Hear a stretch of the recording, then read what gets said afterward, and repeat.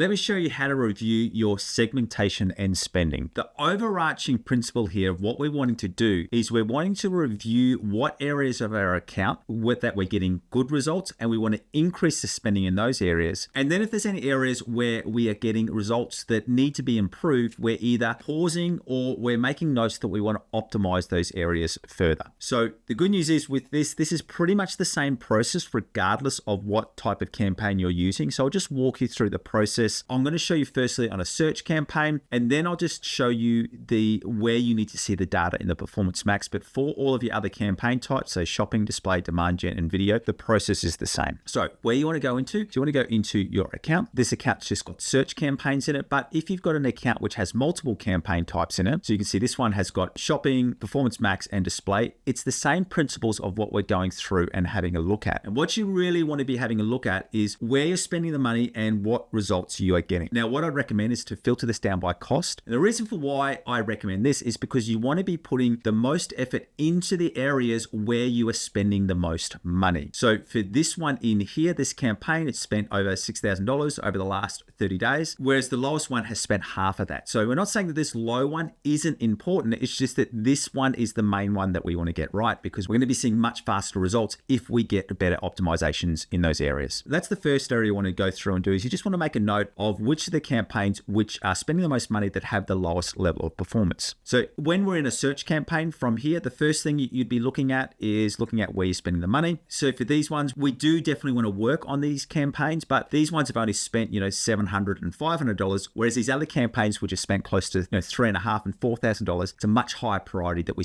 focus our optimizations on those areas. So when you do that at a campaign level, if there are any campaigns where you sit here and you go straight away that these metrics are what we need to see, in the sense of we're really, really happy with the conversion metrics, we can then just go and look to make a decision of whether we want to increase the budget. The other thing that I would just note, if you ever are not seeing the data that you want to see, make sure you use this columns function so you can add in some extra metrics. And also as well, if you've got different types of conversion actions, use the segment function so you can see the different types of conversion actions which are being generated from here. So once we've checked that on a campaign level, so you can go through, so you're just reviewing, firstly, are there any campaigns that are ready to scale? And are there any campaigns that need extra optimizations? Now, this is going to be very, very dependent on your own internal marks. So if you've got a campaign, say for example, for this one in here, it's got 4,000 spend with a conversion value of just under 7,000. If that is not at the mark of where you need it to be, so you're wanting to get this cost per conversion down to say $270 before it becomes profitable, or $250, whatever the mark is, you would not scale that account yet. What you'd be looking for is how can we increase the performance of the account before we start scaling. However, if this was above market performance and you had it at a level of where it was ready to scale, it'd be a matter of going through and increasing that budget. And then I'll just make a note of when we increase the budget and by how much. The next part of this process is to go through and do this on the ad group level. So for search campaigns,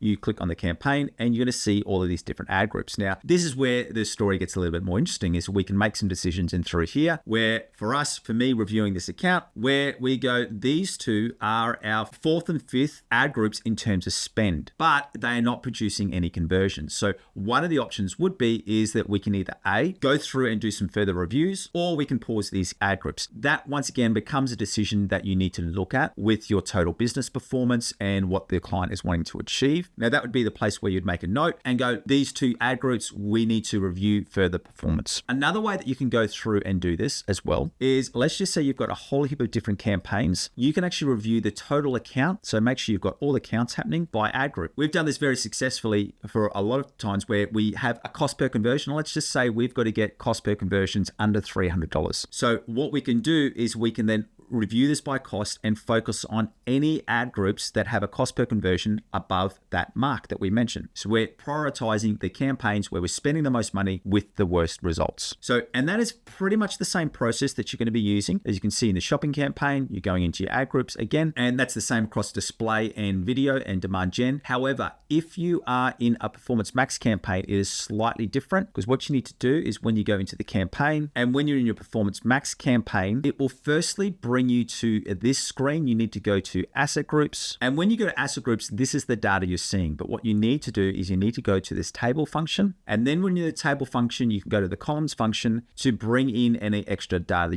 that you want to see. So let's just say you also want to add in your impressions and your click-through ratio, your CPC, you can add them in there. And then you can make the optimization. So you're doing the same process from there. You're reviewing the data on an asset group level.